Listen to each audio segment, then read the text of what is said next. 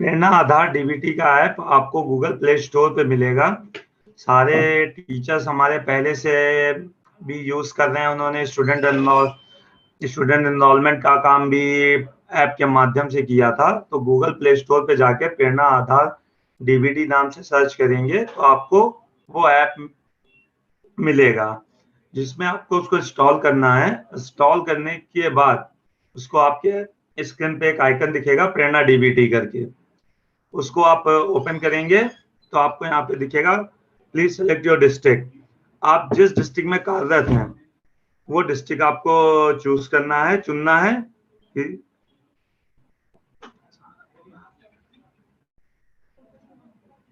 जैसे मैंने अभी सहारनपुर डिस्ट्रिक्ट चुना कि सहारनपुर में कार्यरत हैं। नेक्स्ट के बटन पे हम जाएंगे और अपना रजिस्टर्ड मोबाइल नंबर जिसपे कि अभी तक आपके पास एमडीएम में जो आप लोगों ने मोबाइल नंबर अपना रजिस्टर करा रखा है वो नंबर का प्रयोग करना है।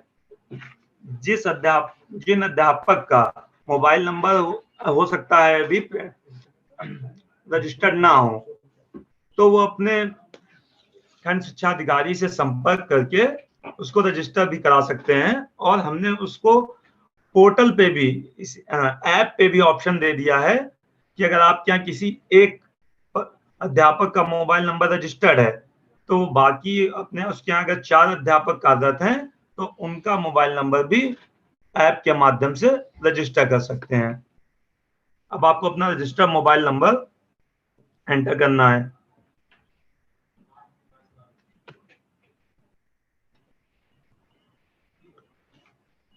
उसके बाद नेक्स्ट के बटन पे क्लिक करेंगे। नेक्स्ट के बटन पे क्लिक करने के बाद एक 4 अंक का ओटीपी आएगा। ओटीपी 4 अंक का जो आएगा उसमें कई कंफ्यूजन हो जाते हैं कि जो 4 अंक का ओटीपी आया है क्या उसी को पिन बनाना है, जो एंटर पिन बनाना है।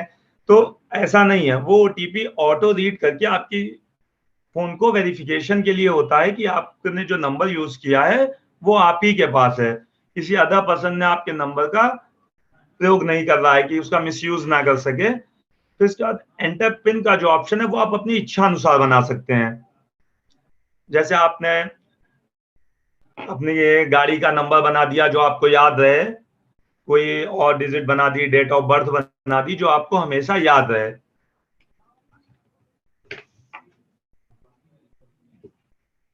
उसके बाद आपको रजिस्टर कर देंगे, ये नंबर आपका रजिस्टर्ड हो गया। अगर आपका नंबर विभाग के पास रजिस्टर नहीं है यूपीएमडीएम पे तो वो आपको बताएगा कि आपका नंबर रजिस्टर्ड नहीं है। तो उस दशा में आप 2 कार्य कर सकते हैं। आपके जिस अध्यापक का नंबर रजिस्टर्ड हो उनसे कह सकते हैं कि आपका नंबर रजिस्टर्ड कर दें, या आप अपने बीओ से संपर्क करके, खंड शिक्षा अधिकारी से संपर्क करके अपना नंबर रजिस्टर करा सकते हैं। अब जो पिन हमने बनाया था, जैसे आपने डेट ऑफ बर्थ का पिन बनाया, गाड़ी नंबर का आपने पिन बनाया, उसके थ्रू आप इसको लॉग इन कर जाएंगे। जैसे कि आप सारे ऐप अभी लॉग इन करते हैं प्रेरणा से, आप लोगों ने टीचर ऐप भी प्रयोग किया, स्टूडेंट एनरोलमेंट ऐप का भी प्रयोग किया, जो आप लोगों ने सफलतापूर्वक हम लोग को यहाँ पे सारी इंफॉर्मेशन दी। तो उसी तरीके से लॉगिन का प्रोसेस है। हम लॉगिन करेंगे तो अब यहाँ पे ये 1 टाइम प्लीज वेट दिखाएगा कि आपके जितने बच्चे आपके उस विद्यालय में होंगे वो बच्चे आपके हमारे डेटा सर्वर से लाएगा आपके फोन में। तो इसमें आपको थोड़ा सा धैर्य रखना होगा, जहां पे बच्चे ज्यादा होंगे वहां पे थोड़ा सा ज्यादा टाइम लगेगा, प्लीज वेट करके आपको दिखेगा, लेकिन बच्चे आपके आएंगे। नेट की कनेक्टिविटी आपको इस समय तो प्रॉपर चाहिए होगी कि बहुत स्कूलों में हमारे यहाँ 500-600 बच्चे हैं, तो टाइम प्रोसेस हो सकता है 1 मिनट लग जाए, तो आपको वेट करना धैर्य रखते हुए। इसके बाद आपको इसमें 2 ऑप्शन दिखेंगे। पहला ऑप्शन आपको दिखेगा डीबीटी, दूसरा दिखेगा verified and drop out report.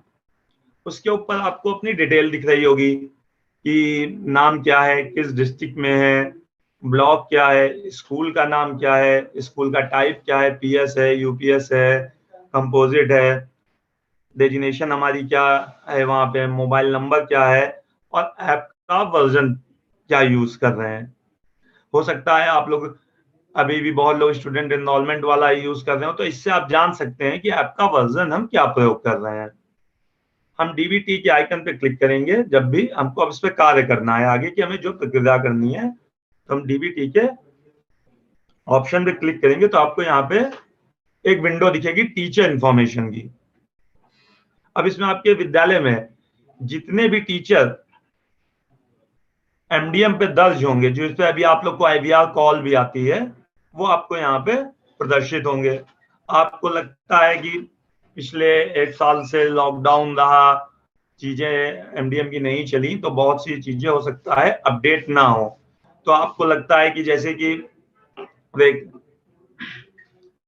विकास कुमार जी हैं, वो अब चले गए हैं, हमारे यहाँ से स्थानांतरण हो गया है, या कि किसी कारण से वो विद्यालय उन्होंने छोड़ दिया है, तो आप इसमें रिमूव कर सकते हैं उनको। रिमूव करने के पहले अगर धोखे से आपसे पता चला किसी गलती से कारणवश उस पर टच हो गया, तो उससे पहले वो आपसे पूछेगा कि आप इसको हटाना चाहते हैं। आप अगर कहेंगे नहीं, नहीं हटाना चाहते हैं, तो आपका वो उसी स्थिति में पुनः आपको वापस दिखेगा। लेकिन आप कहते हैं नहीं, मैं इनको हटाना चाहते हैं, ये अब हमारे विद्यालय में नहीं है, जैसे ही हम इसको हाँ के बटन पे क्लिक करेंगे, बटन प्रेस करेंगे, दाबेंगे, तो ये हमारे सिस्टम में सूचना मिल जाएगी कि आप इनको अपने इस विद्यालय से हटाना चाहते हैं। और हमारे कॉल सेंटर के माध्यम से इसको कंफर्मेशन ले लिया जाएगा इनसे कि क्या आप इस विद्यालय में नहीं है, तो उनको हटा दिया जाएगा, और जिस विद्यालय में वो होंगे उनको उस विद्यालय में कॉल सेंटर के माध्यम से रजिस्टर्ड हम कर सकते हैं।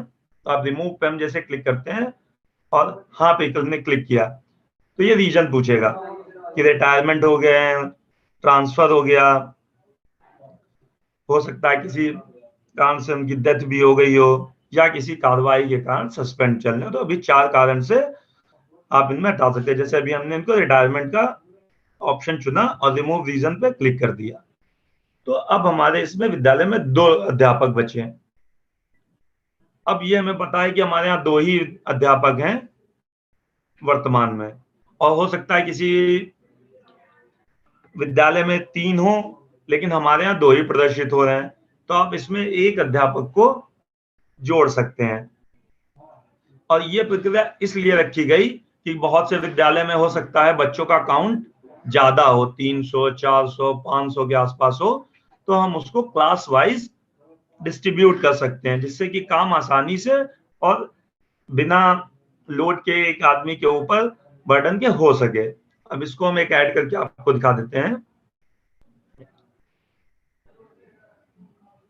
किस पद पे हैं वो। असिस्टेंट टीचर है, शिक्षा मित्र हैं, या उनको एडिशनल चार्ज मिला हुआ है हेडमास्टर का, या एडिशनल चार्ज मिला हुआ है असिस्टेंट टीचर का, या इंचार्ज हैं, अनुदेशक हैं। उनका मोबाइल नंबर विशेष रूप से ध्यान दें कि वो सक्रिय हो, चालू हालत में हो, इनकमिंग बंद ना हो, क्योंकि उसमें एक 4 अंक का ओटीपी आएगा, तभी वो उस ऐप का प्रयोग कर सकेंगे। होता क्या हम लोग यूज करते हैं, कभी कभी ध्यान नहीं रहता है, 2 सिम होने के कारण एक नंबर हमारा बंद हो जाता है, उस पर ओटीपी नहीं आती है। तो ये थोड़ा सा ध्यान रखेंगे कि नंबर वही यहाँ पे एंटर करें जो कि वर्तमान में चालू स्थिति में हो।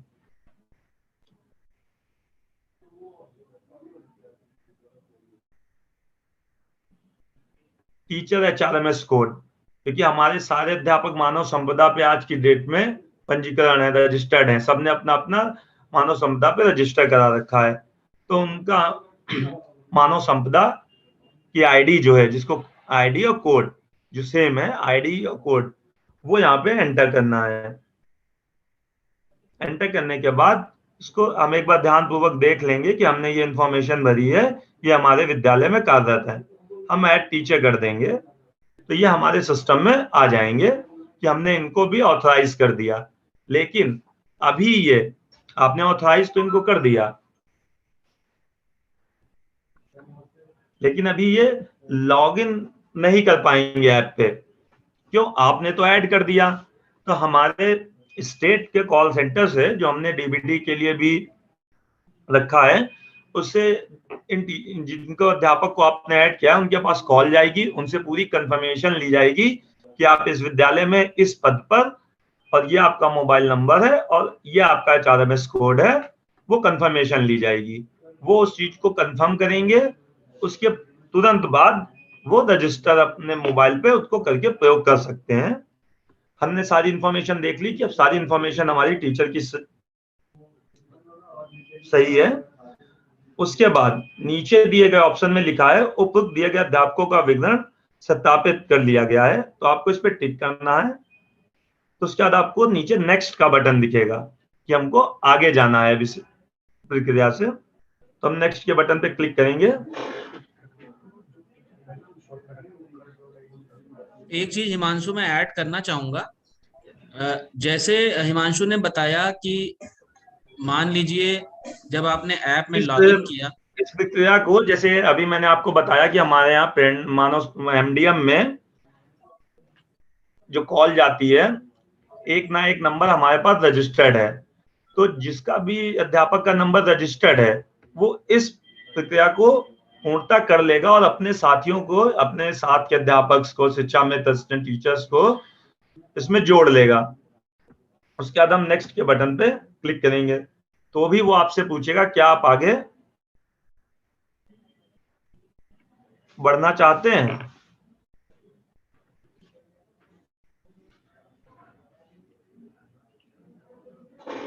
कर रहे हैं, बड़ा ध्यान पूर्वक हमको करना है, जिससे कि ऐसा ना हो हम किसी ऐसे पर्सन का नंबर जोड़ दे जो आपके स्कूल का मिसयूज कर ले। इसीलिए हम इसको कॉल सेंटर की प्रक्रिया पे रखा है कि हो सकता है आप अभी तुरंत ऐड करें और तुरंत उसका प्रयोग करने लगे, फिर ये हो कि नहीं हमने तो इनका ऐड कर दिया और ये लॉगिन नहीं कर पा रहे हैं हमारे साथी।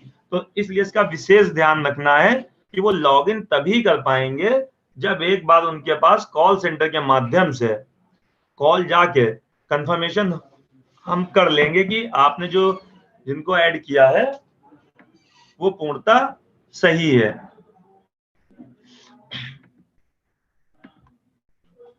इस तरीके से आप करेंगे, नेक्स्ट के बटन पे हम करेंगे तो ये दिखाएगा कि क्या आप आगे बढ़ना चाहते हैं, क्योंकि मोबाइल फोन है, कभी आपसे हो सकता है गलती से टच हो जाए, तो हम एक कंफर्मेशन लेते हैं कि क्या आप अब आगे बढ़ना चाह रहे हैं इस प्रक्रिया से। जैसे ही आप हाँ के बटन पे क्लिक करेंगे तो आपको अपने विद्यालय के जितने बच्चे थे इस सत्र में प्रेरणा पोर्टल पे रजिस्टर्ड हैं, प्रेरणा पोर्टल पे जितने बच्चे रजिस्टर्ड हैं वो आपको यहाँ पे प्रदर्शित होंगे। और इसमें भी हो सकता है अपने प्रेरणा पोर्टल पे यहाँ पे 23 दिखा रहा है, हो सकता है अपने प्रेरणा पोर्टल पे 30 बच्चे रजिस्टर कर रखे हों, लेकिन आपको यहाँ पे 23 बच्चे ही दिख रहे होंगे।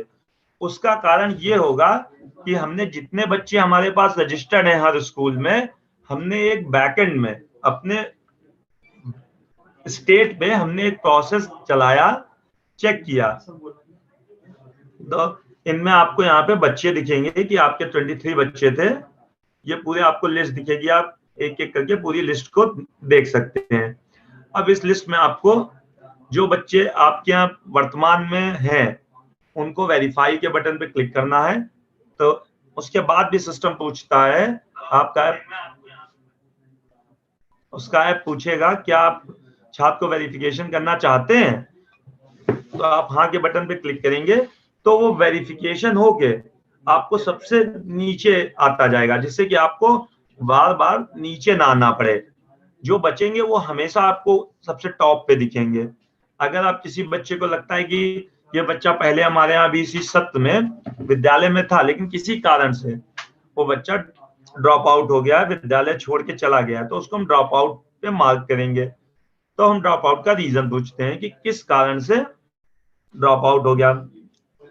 उसके कई कारण हो सकते हैं, विद्यालय में दूर होने के कारण, पढ़ाई में कठिनाई के कारण, परिवार घुमंतु होने के कारण, कई कारण हो सकते हैं। जिस कारण से वो बच्चा विद्यालय छोड़ के गया है उसमें उसका सेलेक्ट करना है। जैसे हमने ये किया कि ईंट भट्टों पे काम करने के कारण ये विद्यालय कुछ हमारा विद्यालय छोड़ के अपने हो सकता है होम जनपद में चले गए हो, तो आप इसको ड्रॉप आउट कर देंगे, तो ये ड्रॉप आउट में मार्क हो जाएगा।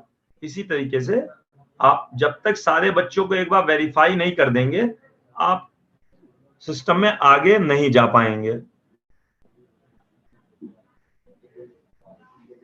जैसे जैसे देखिए हम वेरीफाई करते जा रहे हैं, वो बच्चे नीचे आपको दिखते जा रहे हैं। ये सब काम आपको सिर्फ एक बार करना है, वन टाइम प्रोसेस है आपका, सिर्फ एक बार।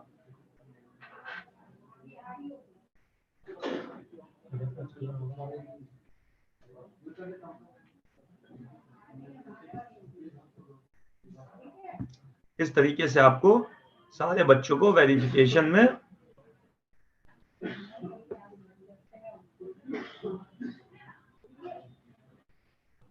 यहाँ पे आपको ऊपर काउंट भी दिखाएगा कि 23 थे, बाकी हमने वेरीफाई कर दिया 21, एक ड्रॉप आउट कर दिया।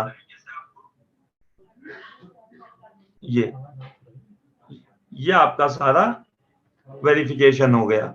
आप एक बार चेक भी कर लेंगे कि हमने सारे बच्चों का वेरिफिकेशन कर दिया है। इसके बाद आप नेक्स्ट बटन पे क्लिक करके मेन जो प्रोसेस है उस पे हम आगे बढ़ेंगे इस तरीके से।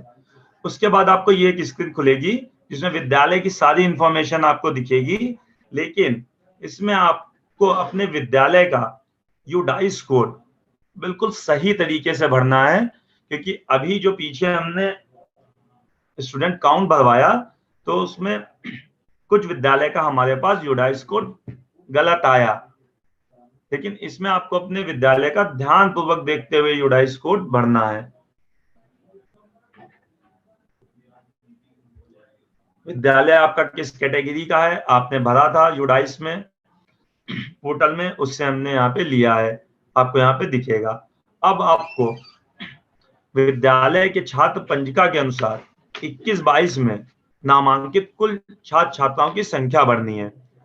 जिस दिन आप ये कार्य करने जा रहे हैं उस दिन आपके छात्र पंजिका में कितने बच्चे पंजीकृत हैं, कितने बालक कितने बालिकाएं। जैसे मैडम मैंने दिया कि 25 बालक हैं 25 बालिकाएं हैं, तो टोटल 50 हो गया। इसी को हम चेंज करते हैं, तो हमने लिखा 30 बालिकाएं हैं 25, तो टोटल 55 एनरोलमेंट हमारा जिस दिन हमने भरा उस दिन 21-22 का हम मान के चलेंगे कि आपके विद्यालय में 55 बच्चों पे आपको आधार का उनके गार्जियन के आधार को सत्यापित करना है। इसके बाद हम सेव के बटन पे क्लिक करेंगे। तो उसके बाद ये जो हमने 3 प्रोसेस अभी पीछे किए, टीचर अलॉटमेंट, बच्चों का वेरिफिकेशन और एनरोलमेंट हमने दिया कि हमारे आज इस सत्र में जिस डेट में हम बैठे, आज की डेट में हम कार्य करने बैठे थे, कितने पंजीकृत हैं, वो सिर्फ आपको एक बार करना है, वो आपको बार बार नहीं करना है। उसके बाद आपको ये एक स्क्रीन दिखाई देगी जिसमें हमने आपको क्लास दिखाया है, स्टूडेंट का काउंट है, अलॉटमेंट है और टीचर का नेम है। हम अपने आप को क्लास अलॉट कर लेंगे। जैसे हमारे विद्यालय में हो सकता है 500 बच्चे हों, हर क्लास में 100-100 बच्चे हैं। हमने क्या क्या हमारे विद्यालय में 5 टीचर भी हैं, तो हम अपने को ले लेंगे कि हमने एक क्लास ले लिया कि हम 5 क्लास हमने सेलेक्ट कर ली, हमने उसको अपने आप को अलॉट कर लिया।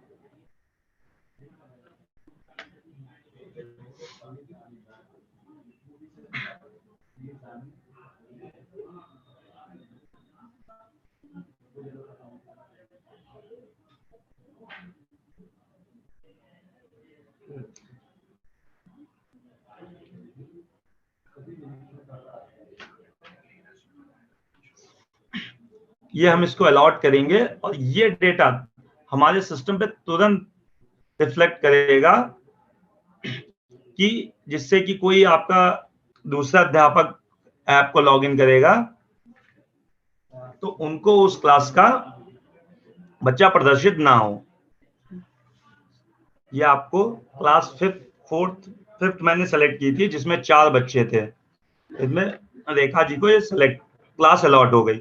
अब हमारे विद्यालय में कोई और अध्यापक इसी समय पे लॉगिन करेंगे तो उनको क्लास 5th को वो उस 5th पे कार्य नहीं कर सकते।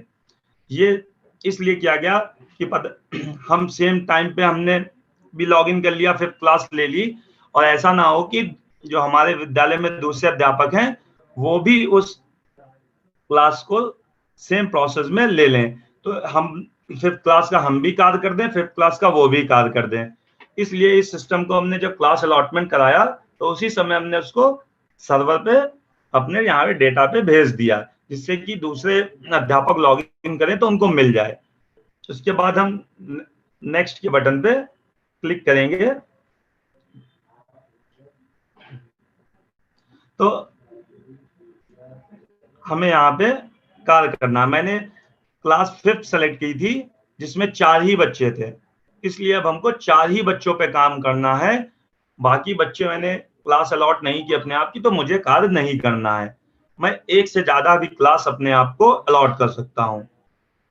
और उसके बाद ऊपर आप देखेंगे कि एक एडिट का ऑप्शन है कि आपने 2 दिन काम किया, 2 दिन बाद हो सकता है आपके यहाँ 2 बच्चे और एडमिशन हुआ हो, तो आप इस एडिट के बटन पे जाके उन 2 बच्चों का यहाँ पे कि बॉयज या गर्ल्स, उनका एनरोलमेंट यहाँ पे आप अपडेट कर सकते हैं कि हमने 2 बच्चों का और एनरोलमेंट कराया, जिससे कि हम ये जान सकेंगे आपको अब उन 2 बच्चों पे और कार्य करना है।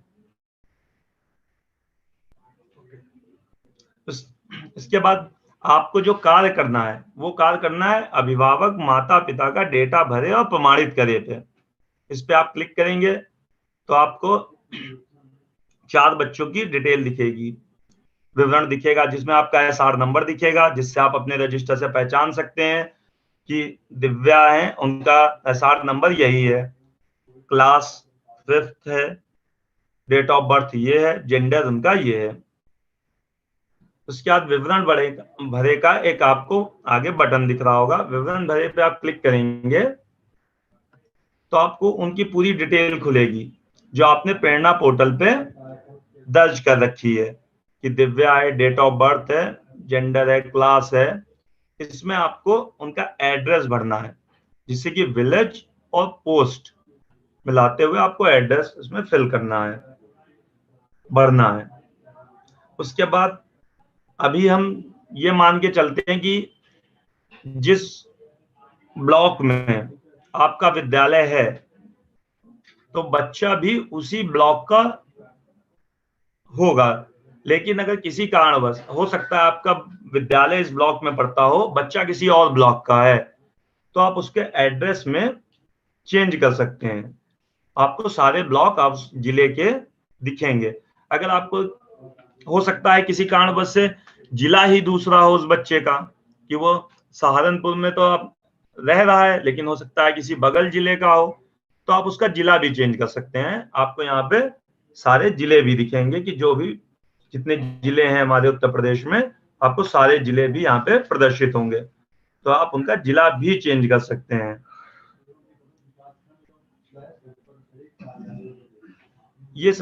ये हमने ऑटोमेटिक उठा के आपको दे दिया कि अधिकांश बच्चे उसी ब्लॉक के होंगे।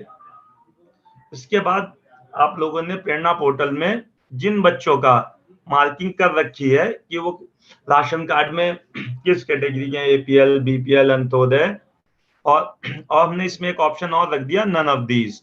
इसका मतलब ये कि हो सकता है उनके पास राशन कार्ड ना हो किसी भी श्रेणी का, तो वो उसको नन ऑफ दीज को सेलेक्ट कर देंगे कि इनके पास राशन कार्ड नहीं है। अब सबसे महत्वपूर्ण चीज ये है, यदि छात्र से संबंधित जानकारी में कोई त्रुटि है तो उसको सही करने के लिए यहाँ पे क्लिक करें। ये हम लोग ने इस चीज को देखते हुए रखा कि जब शुरू में प्रेरणा पोर्टल में पंजीकरण कराया तो बच्चों का कभी एसआर नंबर गलत हो गया, डेट ऑफ बर्थ गलत हो गई उस समय रजिस्टर करते समय, तो हमने इस ऑप्शन को यहाँ पे रखा। अगर आपके यहाँ पे ऊपर विवरण में जो दिया हुआ है बच्चे की सारी इंफॉर्मेशन सही है तो आप इसको नो करेंगे। अगर बच्चे की इंफॉर्मेशन आपको लगता है कि नहीं, बच्चे की हमारी इंफॉर्मेशन ऊपर गलत दिख रही है, एसआर नंबर गलत दिख रहा है, उसकी डेट ऑफ बर्थ गलत दिख रही है, नाम गलत दिख रहा है, वो तो इस समय क्लास 5th में नहीं 6th में वो बच्चा है हमारे यहाँ, तो आप उसको यहाँ पे सही कर सकते हैं। आपने डेट ऑफ बर्थ को ऑप्शन को चूज किया, तो चुना और उसकी सही डेट ऑफ बर्थ जन्म तिथि यहाँ पे एंटर कर दी जो आपके पास आज की स्थिति में है।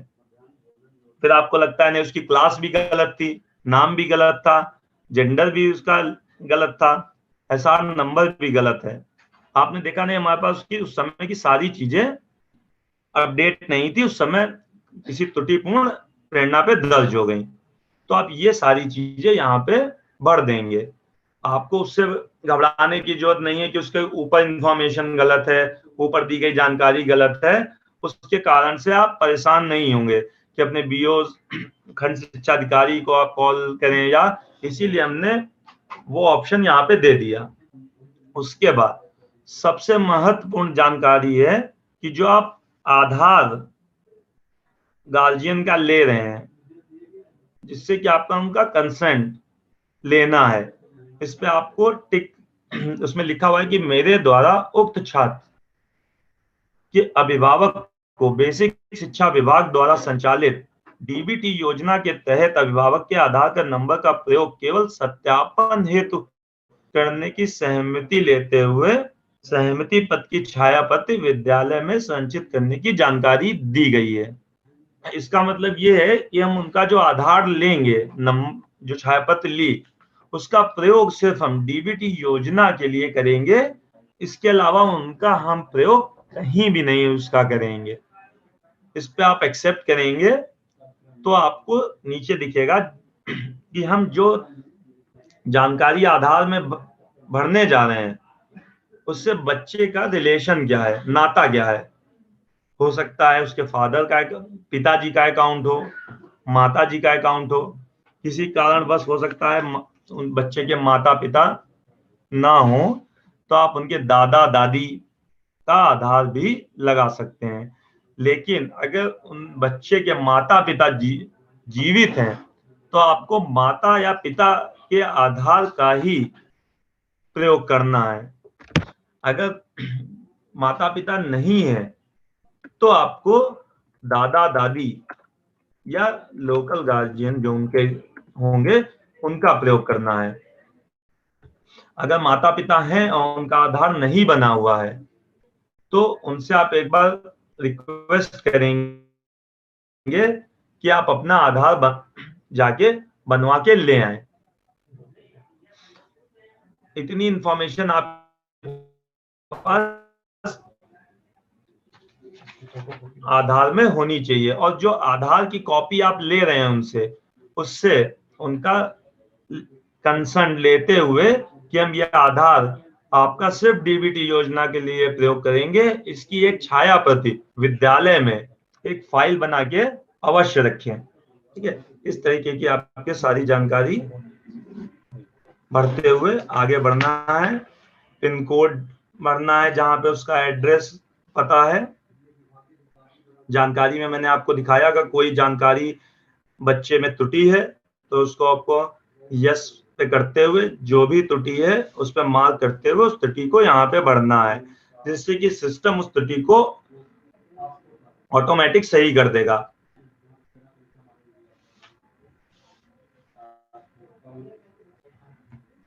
अब अगर आपके पास जो आपने छाया प्रति ली है, अगर आपके पास ओरिजिनल आधार की कॉपी लेके कोई अभिभावक आया है तो उसको आपको मैनुअल एंट्री करने की जरूरत नहीं होगी, तो आप उसको स्कैन भी कर सकते हैं।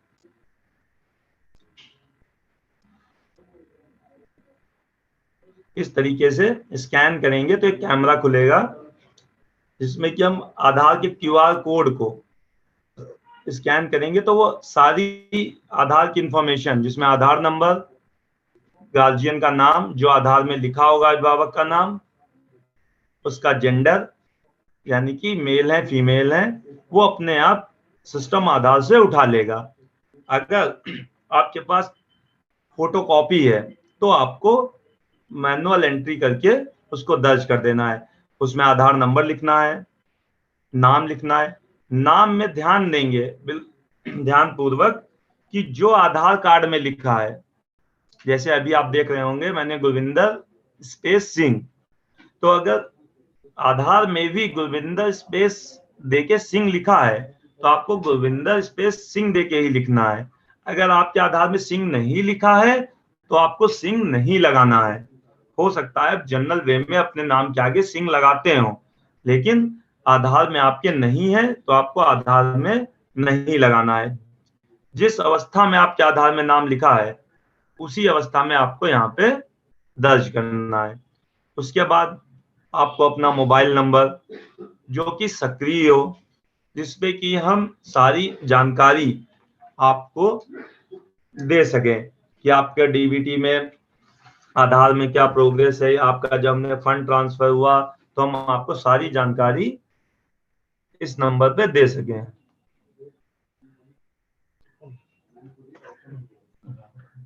और अपने आपको जो नंबर दर्ज करना है वो अभिभावक का ही नंबर दर्ज करें, क्योंकि पीछे ये होता है कि हमारे पास किसी पड़ोसी का नंबर दर्ज कर दिया है तो आप अपने उसकी जानकारी नहीं जान पाएंगे कि कोई भी अगर आपको विभाग के द्वारा जानकारी दी जाएगी कि आपका जो खाते में पैसा गया है वो सब आप नहीं जान पाएंगे। इसलिए सुनिश्चित कर लें कि नंबर वही दें जो चल रहा हो वर्तमान में।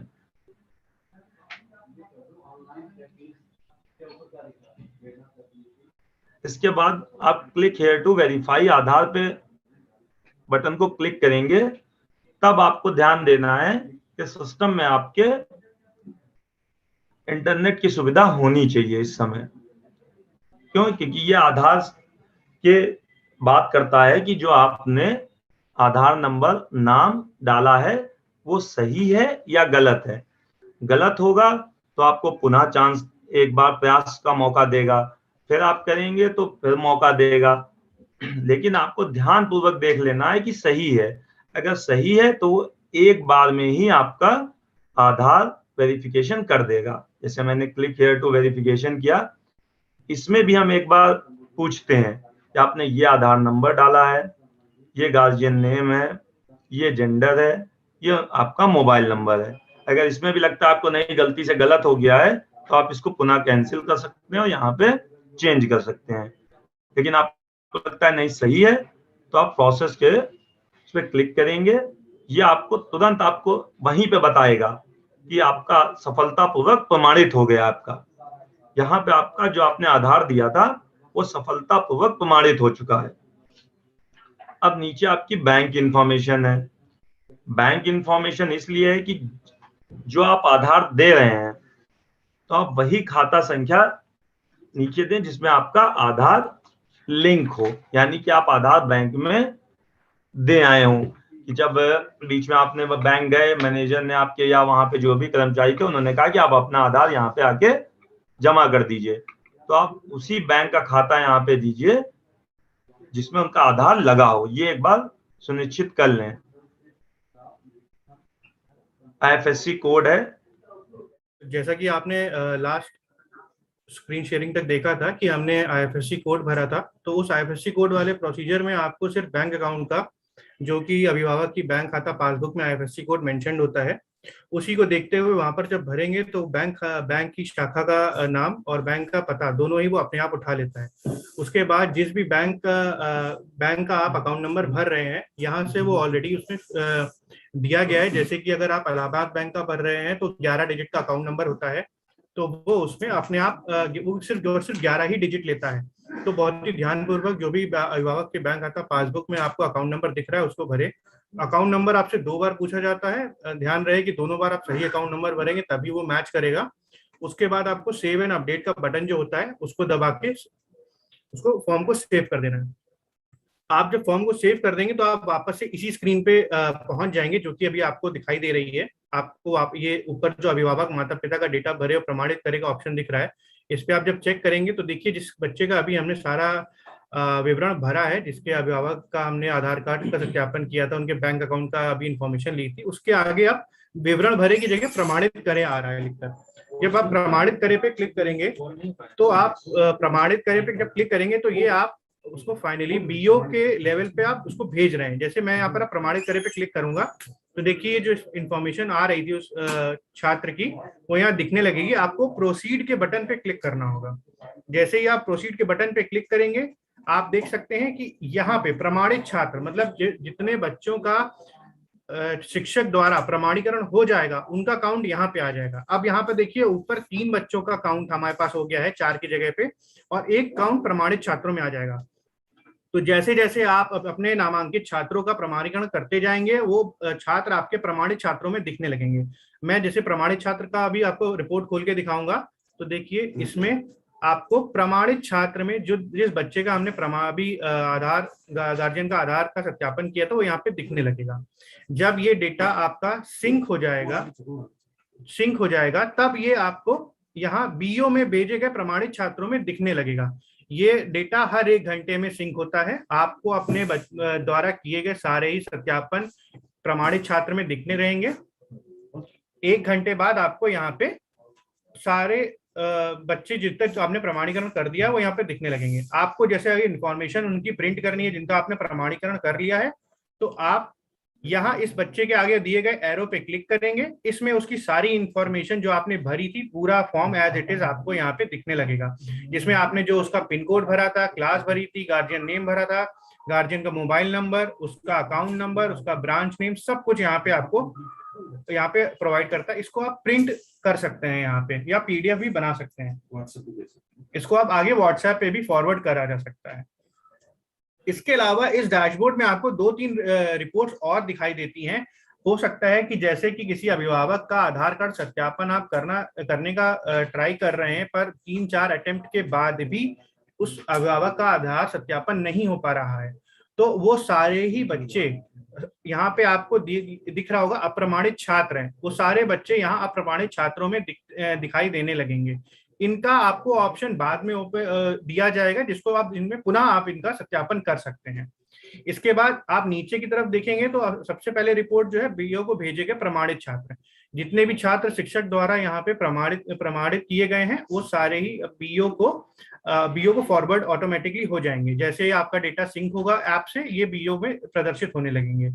हो सकता है किसी बच्चे का जब बीओ सत्यापन कर रहे हो तो हो सकता है उन्हें कोई त्रुटि लगे जिसकी वजह से वो उनका रिकॉर्ड वापस भी भेज सकते हैं। हो सकता है एक बच्चा जो आपके ब्लॉक में या आपके विद्यालय में नामांकित हो वो किसी और विद्यालय में भी नामांकित हो सकता है। तो अगर बीओ को ऐसा लगता है कि वो छात्र 2 जगह इस एक ही छात्र 2 जगह नामांकित है तो वो छात्र का रिकॉर्ड टीचर को वापस भी भेज सकते हैं। इसके बाद सबसे नीचे आपको पीएफएमएस द्वारा वापस भेजे गए कुछ छात्र जैसे कुछ रिकॉर्ड्स वापस भेजे जाएंगे। हो सकता है किसी अभिभावक का जो खाता है वो आधार से सीडेड नहीं होगा, तो जब हम बीएसए द्वारा आपका बच्चे का जो खाता की संख्या है वो डाली जाएगी पीएफएमएस पोर्टल पे तो वो प्रदर्शित कर देता है कि ये खाता आधार से सीडेड है कि नहीं है। जितने भी खाते जो कि आधार से सीडेड नहीं होंगे वो आपको इस रिपोर्ट के अंदर दिखने लगेंगे। इस रिपोर्ट में आपको उन सभी अभिभावकों को बुला के ये कहना है कि आप अपने बैंक खाते को आधार से लिंक करवा दें और उसको वापस से लेकर आएंगे, तब आप उसका दोबारा से सत्यापन करेंगे। ये आखिरी में आपको ये इसमें देखिए इस तरह से 3 रिपोर्टें आपको यहाँ पे प्रदर्शित होंगी। इसमें आपके जिनके भी बैंक अकाउंट खाते सीडेड नहीं है उनका इंफॉर्मेशन यहाँ पे सबसे ऊपर अनसीडेड आधार बैंक खाता में आपको दिखाई देंगी। नीचे जितनों को सफल भुगतान हो जाएगा उनके रिपोर्ट यहाँ पे आएगी। हो सकता है कोई बैंक अकाउंट बहुत टाइम से यूज ना हुआ हो तो वो डॉर्मेंट हो जाता है जिस वजह से उसमें पैसा ट्रांसफर नहीं हो पाता है, तो उनकी भी इंफॉर्मेशन आपको यहाँ विफल भुगतान में मिल जाएगी। सबसे लास्ट में आपको यहाँ पे सर्वर पे भेजे गए रिपोर्ट्स का इंफॉर्मेशन मिलती है। हो सकता है कभी कभी आप ऐसे नेटवर्क जोन में हो जहाँ पे इंटरनेट आपको नहीं मिल रहा हो, आपको इसके अंदर जाना है। यहाँ पे आपको 2 ऑप्शन दिखाई देते हैं, सर्वर पे नहीं भेजे गए रिपोर्ट्स और सर्वर पे भेजे गए रिपोर्ट्स। क्योंकि हमारी तरफ से अभी ये इंफॉर्मेशन सर्वर पे भेज दी गई है इसलिए सर्वर पे भेजे गए रिपोर्ट्स में दिखाई दे रही है। हो सकता है कि आप जहाँ पे जिस विद्यालय में काम कर रहे हो वहाँ पे इंटरनेट की कनेक्टिविटी अच्छी ना हो तो वो आपको यहाँ पे सर्वर पे नहीं भेजे गए रिपोर्ट्स में दिखाई देता रहेगा। आप जैसे ही किसी नेटवर्क जोन में आते हैं आपको इंटरनेट मिलता है, आप यहाँ पे जाके उन सभी इंफॉर्मेशन के ऊपर सिंक करने का ऑप्शन दिया गया है, क्लिक हियर टू सिंक लिखा होता है वहां पे। तो आप जैसे ही उस पर क्लिक करेंगे तो वो डेटा ऑटोमेटिकली सर्वर पे चला जाता है। ये पूरी प्रक्रिया जो है आपको ये यहाँ तक आपको पूरा एक शिक्षक द्वारा की जानी है। जितने भी बच्चे आपको बीईओ द्वारा वापस भेजे जाएंगे उनका पुनः प्रमाणीकरण अभिभावक का आधार सत्यापन करना होगा। जितने भी आपके अभिभावकों के रिकॉर्ड्स पीएफएमएस से लौट के आएंगे जिसमें आधार सीडिंग नहीं होगी, उतने अभिभावकों को आपको बुला के उनको ये इन्फॉर्मेशन देनी होगी कि आपका बैंक खाता आधार से लिंक्ड नहीं है। इसको जाके जो आपकी नजदीकी शाखा है उस बैंक की, वहां जाके इसको लिंक करवा लें और वापस आके आपको वो इन्फॉर्मेशन और अपना आधार और बैंक खाते की पासबुक देके उसका सत्यापन करवा लें। डीबीटी ऐप में फिलहाल इतना ही जरूरी है जो बहुत ही ध्यानपूर्वक किया जाना है।